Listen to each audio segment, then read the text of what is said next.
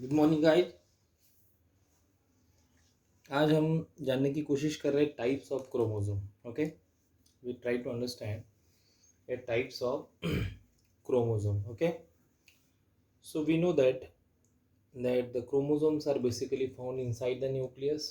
Okay, but inside the nucleus they will found in the form of a chromatin. If this is the nucleus, you will found the chromosome in the form of a chromatin. You will found the chromosome in the form of chromatin. Okay, but when we looks the chromosome in a metaphase stage, जब हम chromosome को metaphase stage में देखते हैं तो exactly microscope में आप ये जान सकते हैं कि किस क्रोमोसोम की शेप कैसी होती है।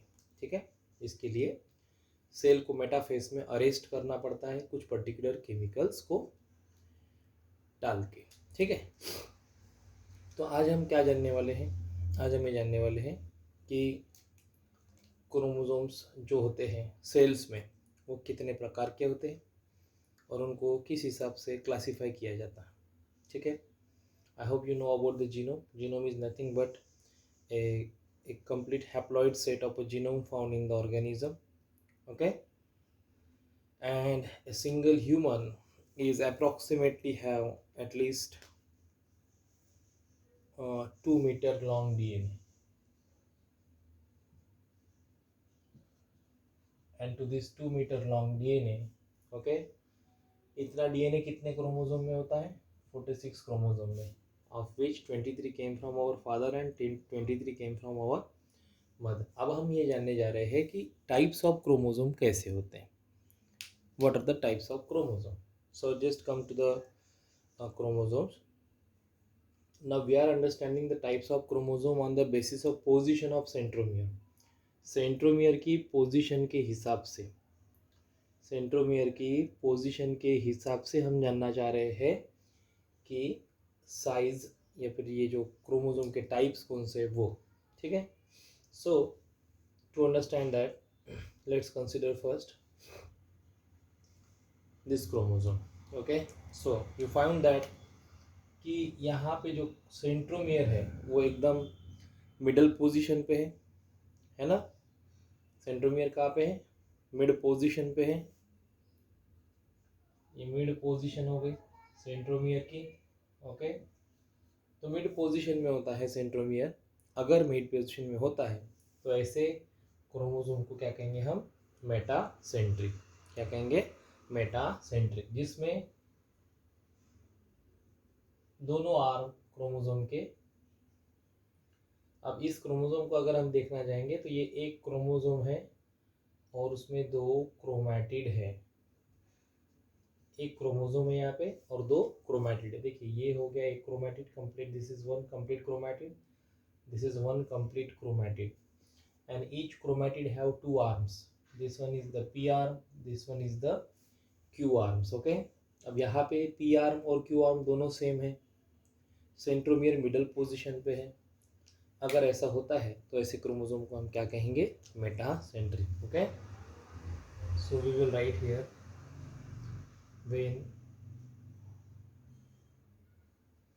when a centromere is located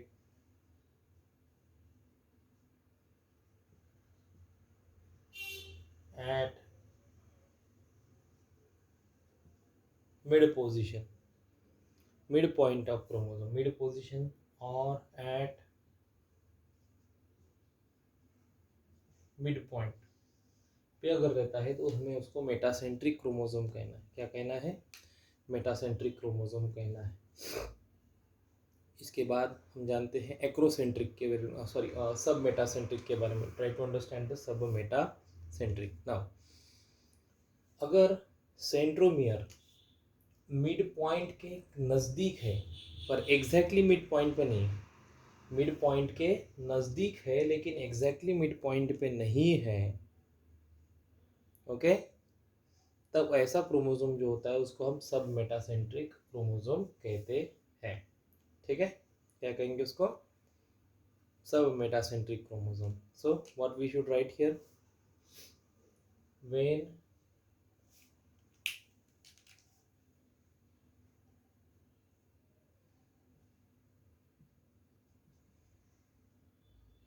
centromere located near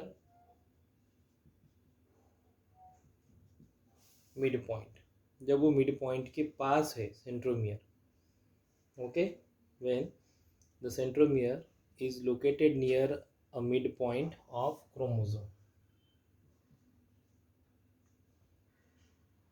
तब आप हम इसको कह सकते हैं सब मेटासेंट्रिक। सब मेटासेंट्रिक के केस में आप देखेंगे कि जो पी आर्म है, जो पी आर्म है और जो क्यू आर्म है, उनकी जो लेंथ है वो अलग अलग होती है। ये थोड़ा सा शॉर्ट है, ये थोड़ा सा लॉन्ग है, तो दोनों की लेंथ यहाँ पे अलग अलग है सब मेटासेंट्रिक के केस में, ठीक है। Next comes to the next point, acrocentric. We comes to the acrocentric. जब सेंट्रोमियर टर्मिनल एंड के पास है, अगर टर्मिनल एंड के पास है लेकिन बहुत ज़्यादा पास नहीं है, तो ऐसे केस में वो सब टर्मिनल हो जाता है। सेंट्रोमियर कैसा हो जाता है ऐसे केस में? सब टर्मिनल हो जाता है। ऐसे केस में सेंट्रोमियर कैसा हो जाता है? सब टर्मिनल हो जाता है। सब टर्मिनल सेंट्रोमियर है ये, ठीक है। एकदम टर्मिनल एंड पे नहीं है लेकिन थोड़ा सा उसके नज़दीक ही आता है, ठीक है। तो ऐसे सेंट्रोमियर अगर रहेंगे तो इस प्रकार के क्रोमोसोम को हम एक्रोसेंट्रिक क्रोमोसोम कहेंगे, है ना। तो यहाँ पे क्या लिखेंगे हम? सेंट्रोमियर कैसा है? सब टर्मिनल है, तब उसे हमको कहना है एक्रोसेंट्रिक। यहाँ पे अगर आप क्रोमोसोम के आर्म देखोगे तो पी आर्म आपको बहुत ही ज़्यादा शॉर्ट दिख रहा है और क्यू आर्म आपको बहुत ही ज़्यादा लॉन्ग दिख रहा है, ओके। ऐसी केस आपको एक्रोसेंट्रिक में मिलेगी। इसके बाद आते हैं टीलोसेंट्रिक पे। It comes to the telocentric. अब टीलोसेंट्रिक क्रोमोसोम क्या होते हैं? जिसमें सेंट्रोमियर है ना टर्मिनल एंड पे होता है, टर्मिनल एंड पे। Centromere found at the terminal end of the tip of the chromosome, okay.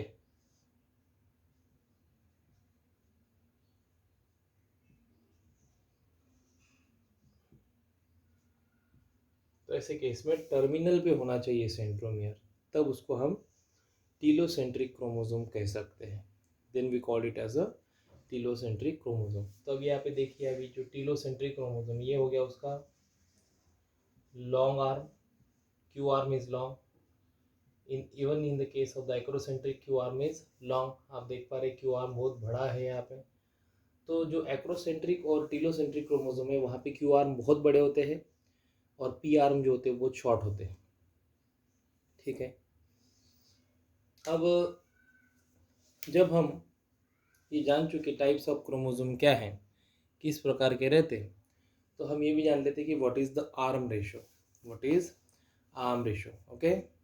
तो अगर हम रेशो लेते, if you take the ratio of long and short arm in the chromosome, if you take the ratio of long arm to the short arm, मतलब आपको लेना है ratio long arm का short arm के साथ। अगर आप लेते हैं रेशो तो फिर वो हो जाता है आपका आर्म रेशो, ओके। सो हम क्या लिख सकते हैं?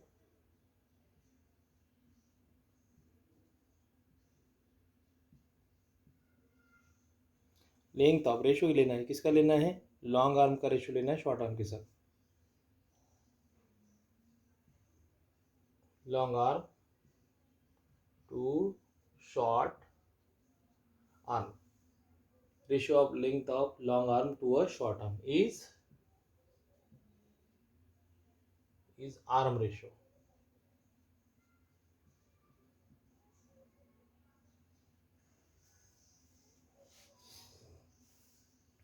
आई होप आपको समझ में आया होगा टाइप्स ऑफ क्रोमोसोम। अब क्रोमोसोम में जनरली दो प्रमुख पार्ट होते हैं। एक पार्ट होता है जो टर्मिनल एंड पे होता है आर्म्स के, उसको हम कहते हैं टीलोमियर। जो सेंटर में होता है उसको कहते हैं सेंट्रोमियर। और टीलोमियर के ऊपर कभी कभी आपको दिख जाता है सैटेलाइट पार्ट, सैटेलाइट क्रोमोसोम कहते हैं इसको। टीलोमेरिक एक्सटेंशंस होते हैं ये एक प्रकार के सैटेलाइट क्रोमोसोम, और बहुत ज़रूरी होते हैं। और सैटेलाइट क्रोमोसोम के पास ही होता है एक सेकेंडरी कॉन्स्ट्रिक्शन। ठीक है, क्या होता है सेकेंडरी कॉन्स्ट्रिक्शन, जहाँ पे न्यूक्लियोलस को ऑर्गेनाइज किया जाता है। न्यूक्लियोलस इस रीजन के पास होता है सेकेंडरी कॉन्स्ट्रिक्शन के। ठीक है, ये चीज़ है टाइप्स ऑफ क्रोमोसोम की। ठीक है, आर्म रेशो कैसे निकालते मैंने आपको बता दिया है। ठीक है, अब ये हो गया types of chromosome. And now try to understand what is karyotype. अब जानते हैं कि कैरियोटाइप क्या होता है।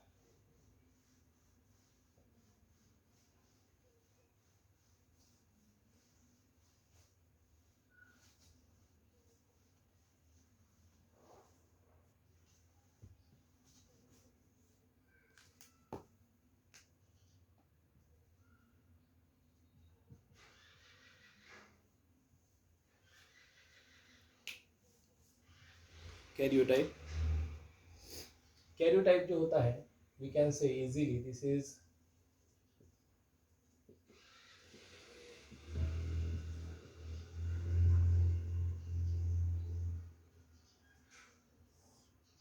External morphology of all chromosome. सभी क्रोमोसोम में एक अपनी एक्सटर्नल मॉर्फोलॉजी होती है। मॉर्फोलॉजी बोले तो शेप एंड साइज क्या होता है क्रोमोसोम का। ओके, हर सेल में उनके खुद के क्रोमोसोम्स जो होते हैं, every cell has their own nucleus and in the nucleus we have a chromosomes and chromosomes have their own shapes.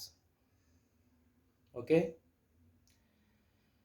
तो एक्सटर्नल मॉर्फोलॉजी जो होती है सभी क्रोमोसोम की सेल के अंदर की, ओके, वो स्पेसिफिक होती है अकॉर्डिंग टू स्पीशीज। उसको हम कहते हैं कैरियोटाइप। क्या कहते हैं? अब कैरियोटाइप हमें कब दिख सकता है? कब आप एक्सटर्नल मॉर्फोलॉजी क्रोमोसोम की स्टडी कर सकते हैं। आप कैरियोटाइप तब देख सकते हैं जब सेल कौन से फेज में है? मेटाफेज में है। कहाँ पे है सेल आपका? मेटाफेज में अगर आपका सेल है तो ही आप उसको देख सकते हैं, अदरवाइज आप इसको देख नहीं सकते। We will not able to see the chromosome without metaphase. तो मेटाफेज होनी चाहिए सेल में। जब मेटाफेज चलती रहती है तो न्यूक्लियस में क्रोमोसोम इस प्रकार से ब्रॉड दिखेंगे आपको। So it's get easier to study them, no problem at all. अब क्रोमोसोम अगर ऐसे शेप में रहते हैं मेटाफेज में तो उनको स्टडी करना इजी हो जाता है। तो कैरियोटाइप को अगर आपको स्टडी करना है तो आपको मेटाफेज में ही स्टडी करना पड़ेगा।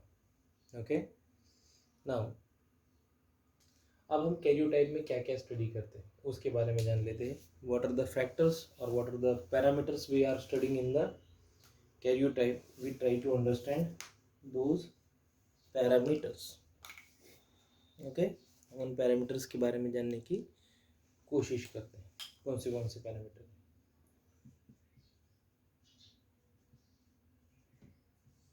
कैरियोटाइप में हम कौन से पैरामीटर्स स्टडी करते हैं उसके लिए अब हम जानने जाते हैं। देखो, सबसे पहले तो हम कैरियोटाइप जब स्टडी करते हैं किसी भी केस में न्यूक्लियस, अब आपको न्यूक्लियस को ही देखना है तो न्यूक्लियस में आप क्या क्या देखेंगे?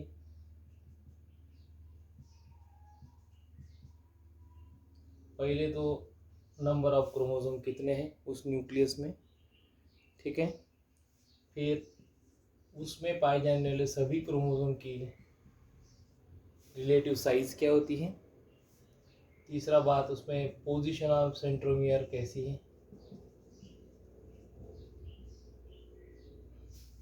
पोजीशन ऑफ सेंट्रोमियर कैसा है। और चौथा,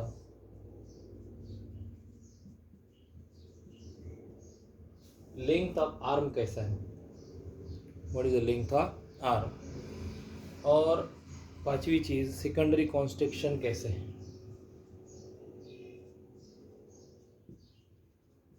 जो अपन ने इसके पहले देखा था, कितने सेकेंडरी कॉन्स्ट्रक्शन है और कहाँ कहाँ पे मौजूद है ये चीज़। और सबसे लास्ट में आता है बैंडिंग पैटर्न। देखो, क्रोमोसोम को स्टेन किया जाता है, क्रोमोसोम को क्या किया जाता है? स्टेन किया जाता है। स्टेनिंग की जाती है क्रोमोसोम को देखने के लिए, उसमें जैसे कि मान के चलते एक क्रोमोसोम को हमने स्टेन कर लिया, क्या कर लिया, इसको स्टेन कर लिया। स्टेन करने के बाद जो क्रोमोसोम आपको दिखेगा उसमें आप क्या देख पाएंगे कि अलग अलग जगह पे ये स्टेन हो चुका है। अब हर क्रोमोसोम अलग अलग जगह पे स्टेन होता है, तो उसके कारण अपने को एक मिल जाता है बैंडिंग पैटर्न। क्या मिल जाता है, banding pattern. Get the banding pattern. Did you get that? Very simple. Now comes to the next point. ये तो हो गया कि हम पोजीशन क्रोमोसोम में क्या स्टडी करते हैं, कौन से चीज़ होती है स्टडी करने के लिए, ठीक है। अब सब स्टडी करने के बाद हम बनाते हैं उसका एडियोग्राम। क्या बनाते हैं उसका एडियोग्राम। ओके, अब एडियोग्राम क्या होता है, एडियोग्राम जो होता है वो डायग्रामेटिक रिप्रेजेंटेशन, डायग्रामेटिक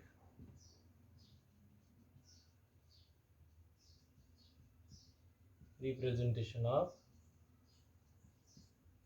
कैरियोटाइप। जब हम डायग्रामेटिकली शो करते हैं, जैसे आप एक डायग्राम दिए, मैंने डायग्रामेटिकली बताया कि क्रोमोसोम इस पोजीशन में इस प्रकार से है, तो उसको अपन कहेंगे एडियोग्राम। ओके, अब एडियोग्राम जो होता है वो कैसे अरेंज किया जाता है बता देता। It is in the decreasing order. कैसे अरेंज किया जाता है उसको, डिक्रीजिंग ऑर्डर में अरेंज करते हैं हम एडियोग्राम को। हम डिक्रीजिंग ऑर्डर पे ही अरेंज कर सकते हैं या फिर अरेंज करते हैं। अब मैं बताता हूँ कैसे। देखिए, अगर मान के चलते कि मेरे पास एक न्यूक्लियस का कैरियोटाइप है, उसकी मैं डायग्राम शो करना चाहता हूँ अभी आपको। देखिए, ये अगर न्यूक्लियस है तो न्यूक्लियस में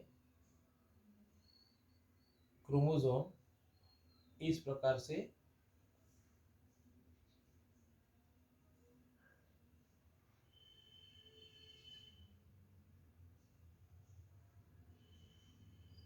ऐसे शो करने चाहिए, डिक्रीजिंग पैटर्न। देखिए, ये सबसे बड़ा है, ये इससे छोटा, इससे छोटा, उससे छोटा, उससे छोटा। तो डिक्रीजिंग ऑर्डर में अगर आप अरेंज करते हैं, है ना, क्रोमोसोम्स को, है ना, तो ऐसे अपने को कैरियोटाइप जब दिखता है तो अलग अलग दिखता है, लेकिन ऐसा नहीं है। जब आप वीडियोग्राम में देखते हैं या फिर वीडियोग्राम में रिप्रेजेंटेशन करते हैं तो डायग्राम डिक्रीजिंग ऑर्डर में, मतलब क्रोमोसोम डिक्रीजिंग ऑर्डर में दिखेंगे आपको ऐसे, ठीक है। तो ये हुआ कि आप डायग्रामेटिक रिप्रेजेंटेशन कैसे करते हैं, ठीक है। दूसरी बात, 6 क्रोमोसोम जो होते हैं वो लास्ट में रखे जाते हैं, ये भी याद रखिए। 6 क्रोमोसोम प्लेस्ड एट लास्ट, सबसे आखिरी में इधर 6 क्रोमोसोम रहेंगे, ठीक है। सिंपल है। तो एक तो क्रोमोसोम ऑर्डर, क्रोमोसोम का जो शेप है वो डिक्रीजिंग ऑर्डर में दिखेगा आपको, और 6 क्रोमोसोम आपको लास्ट, एकदम लास्ट में दिखेंगे आपको, ठीक है। इसके अलावा ये याद रखिए, idiogram is specific for species. Species के हिसाब से इडियोग्राम चेंज होता है, ठीक है। ये भी आपने याद रखना है, ठीक है। अब हम थोड़ा सा क्रोमोसोम की डिटेल्स ले लेते हैं कि क्रोमोसोम्स एक्चुअली क्या होता है, ठीक है।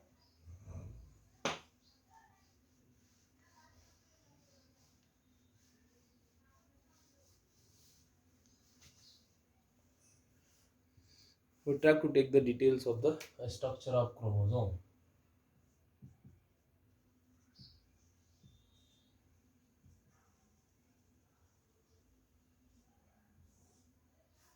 Structure of chromosome. Okay. अब जब हम क्रोमोसोम की बात करेंगे तो मान के चलते हैं कि एक क्रोमोसोम है, इसमें एक क्रोमोसोम है और 2 क्रोमैटिड है। याद रखिए, ये जो है ये हो गया एक क्रोमैटिड, ये हो गया उसका दूसरा क्रोमैटिड। तो क्रोमैटिड कितने हो गए, 2, पर क्रोमोसोम कितना हो गया, 1। ना अब हमें ये पता है कि क्रोमैटिड कौन है और क्रोमोसोम कौन है। तो एक क्रोमोसोम, इसमें 2 क्रोमैटिड है, ठीक है। तो जब मेटाफेज होती है, माइटोसिस में एक फेज आती है जिसको हम मेटाफेज कहते हैं, ठीक है। तो उस मेटाफेज में आपको क्रोमोसोम इस प्रकार से नजर आते हैं, ठीक है। अब यहाँ पे आपको 2 क्रोमैटिड दिख रहे हैं और ये दोनों क्रोमैटिड एक दूसरे के क्या है बेटा, sister chromatid. They are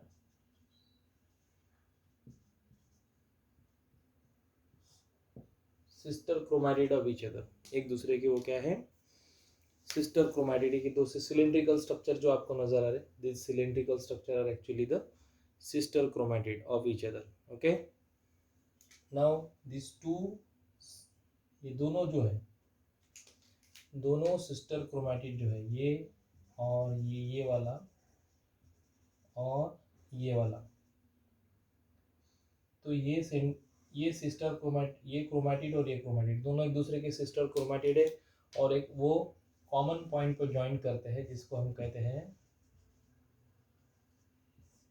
centromere. They are joined at a common point known as a centromere. अब हो सकता है क्रोमोसोम आपको ऐसा दिखे, मतलब इस केस में क्या हुआ है, क्रोमोसोम एक है और क्रोमैटिड भी एक ही है। ये हो सकता है, या फिर ये भी हो सकता है, ये भी पॉसिबल है कि ये जैसे इसमें क्रोमोसोम एक है, क्रोमैटिड कितने हैं, 2 है, ये भी पॉसिबल है। तो एक क्रोमोसोम में सिंगल क्रोमैटिड कब दिखता है और क्रोमोसोम में 2 क्रोमैटिड कब दिखता है, वो हमें याद रहना चाहिए। जैसे कि अगर हम सेल माइटोसिस कर रहा है तो उसमें 4 फेजेस होते हैं। एक होती है टीलोफेज, एनाफेज, मेटाफेज, प्रोफेज। जब आप प्रोफेज और मेटाफेज में न्यूक्लियस को देखेंगे तो आपको दिखेंगे कि भाई साहब एक क्रोमोसोम को कितने क्रोमैटिड है बेटा, 2 क्रोमैटिड है। कहाँ कहाँ पे, प्रोफेज और मेटाफेज में आपको ऐसा दिखेगा। जब आप एनाफेज और टीलोफेज में देखेंगे तो आप देख पाएंगे कि centromere attach to 1 chromatid only. तो एनाफेज टीलोफेज में आपको ऐसा नजर आएगा और मेटाफेज और प्रोफेज में आपको ऐसे नजर आएगा। तो आप ये याद रखिए कि कौन से वक्त में आपको कैसे नजर आएगा। अब जो क्रोमैटिड होता है उसके अंदर क्या होता है उसके बारे में जानते हैं। अब ये जो क्रोमैटिड होता है इसके अंदर क्या होता है, इसके अंदर होता है डीएनए और इस डीएनए के साथ जुड़ा रहता है एक प्रोटीन जिसको कहते हैं हिस्टन प्रोटीन। डीएनए प्लस हिस्टन ये यहाँ पे होते हैं किसमें, क्रोमैटिड में, ठीक है। एक लॉन्ग थ्रेड डीएनए का और उसके साथ जुड़ा हुआ एक प्रोटीन नोन एज हिस्टन। हिस्टन भी होते हैं और कुछ प्रोटीन होते हैं जिनको कहते हैं नॉन हिस्टन प्रोटीन। एक होते हैं हिस्टन प्रोटीन और दूसरे होते हैं नॉन हिस्टन प्रोटीन। ये पूरा मिलके बनता है, डिज़ाइन होता है आपका ऐसा क्रोमोसोम, ठीक है ना। अब क्रोमोसोम में सेंट्रोमियर क्या होता है उसके बारे में जान लेते थोड़ा सा। क्रोमोसोम में सेंट्रोमियर क्या होता है उसके बारे में समझ लेते हैं।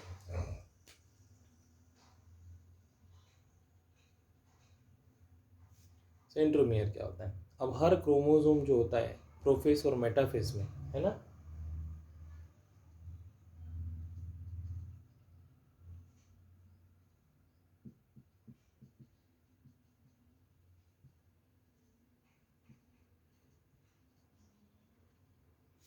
हर क्रोमोसोम प्रोफेस में और मेटाफेस में 2 क्रोमैटिड के साथ आता है। possess 2 क्रोमैटिड, 2 क्रोमैटिड होते हैं एक क्रोमोसोम में। कब, जब क्या चल रही होती है, प्रोफेस और मेटाफेस चल रही होती है, उस दौरान आप देखेंगे कि एक क्रोमोसोम को 2 क्रोमैटिड होते हैं, ठीक है, जो एक पॉइंट पे ज्वाइंट रहते हैं जिसको हम कहते हैं सेंट्रोमियर। सेंट्रोमियर, जिसको हम कहते हैं सेंट्रोमियर। ओके,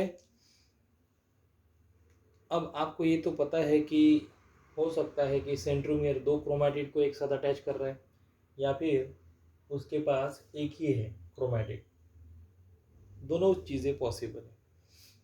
अब इस सेंट्रोमियर में क्या होता है, मान के चलते हैं कि ये एक सेंट्रोमियर है, तो इसमें इस सेंट्रोमियर में there are two protein disc, इसके अंदर क्या होते हैं, दो, there are two protein disc found in the centromere.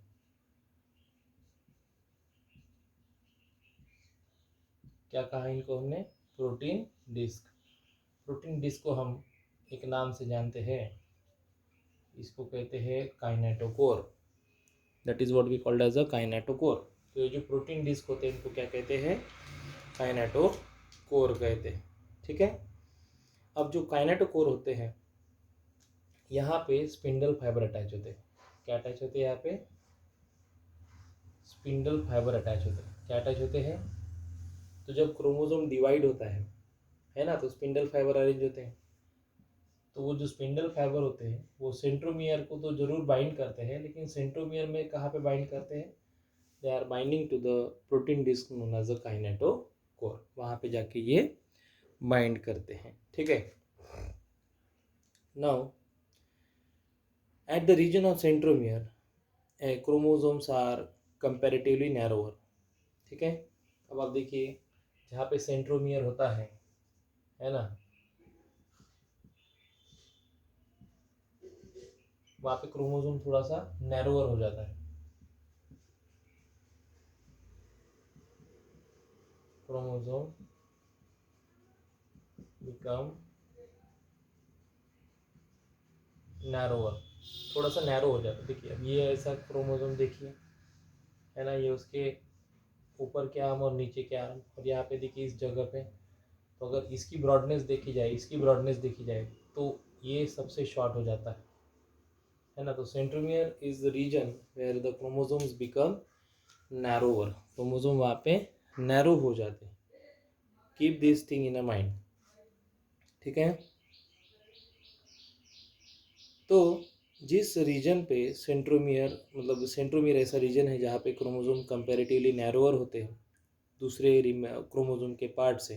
ठीक है, तो इसीलिए इस रीजन को, क्योंकि वो इस रीजन पे सेंट्रोमियर पे क्रोमोसोम नैरोअर हो गए, इसीलिए इस सेंट्रोमियर के रीजन को हम क्या कहते हैं, हमेशा याद रखिए, प्राइमरी कॉन्स्ट्रिक्शन। कॉन्स्ट्रिक्शन मतलब एक जगह पे ऐसा कॉन्स्ट्रिक्ट हो जाना, जमा हो जाना, है ना। तो यहाँ पे सेंट्रोमियर पे बाकी के क्रोमोसोम के मुकाबले वो ब्रॉडर है क्रोमोसोम, बाकी के इधर हिस्सा ब्रॉड है, इधर हिस्सा ब्रॉड है, लेकिन यहाँ पे वो शॉर्ट हो जाता है, नैरोअर हो जाता है, तो उसको हमने सेंट्रोमियर कहते हैं। लेकिन उसको अभी हमने क्या कहना है, प्राइमरी कॉन्स्ट्रिक्शन भी कहना है। ठीक है,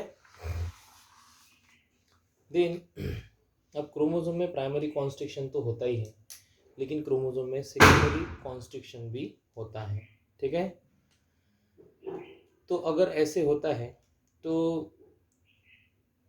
ये चीज़ें भी हमें समझ में आ सकती है। जैसे कि अभी मैं यहाँ पे आपको एक समझा देता हूँ। बहुत बार क्रोमोसोम में ये भी देखा गया कि क्रोमोसोम कुछ मान के चलते हैं कि ऐसे कुछ आपका एक आर्म ऐसे ऊपर है और यहाँ पे ऐसे कॉइल्ड डीएनए है। ठीक है, और मान के चलते हैं कि ये आपका प्राइमरी कॉन्स्ट्रिक्शन मतलब आपका सेंट्रोमियर है, और जहाँ से सेंट्रोमियर है उसके बाद